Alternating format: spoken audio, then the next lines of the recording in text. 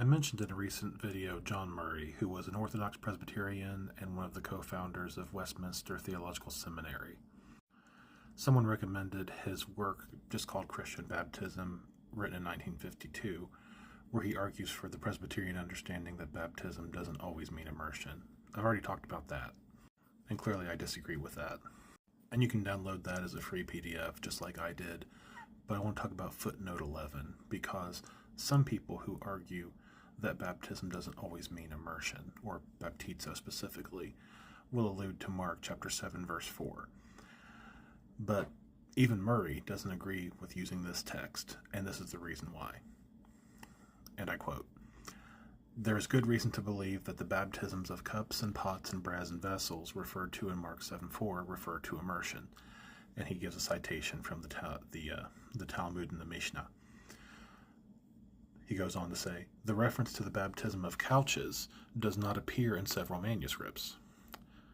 Now I want to note, when we think of the word couches, we think of modern day couches. These would have been some sort of mat or pallet that they would have sat on or lay down on to eat their food. Continuing on, hence the text is in question. There need be no question, however, that the Jews did require the purification of couches and beds. See Leviticus 15:20. Edward Beecher, for example, does not appear to be on stable ground when he says, "But above all, the immersion of the couches on which they reclined at meals is out of the question." And he cites Robert Wilson.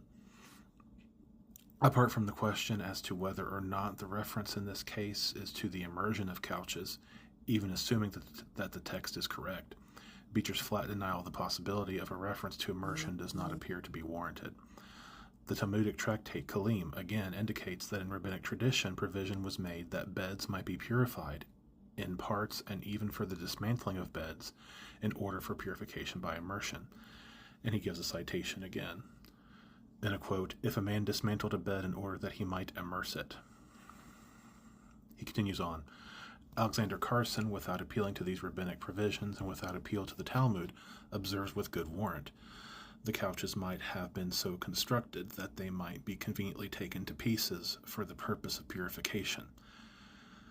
It is not now being contended, of course, that the baptism of couches necessarily refers to immersion. All that is being maintained is that we are not justified in appealing to Mark 7:4b to show that baptismos cannot here imply immersion.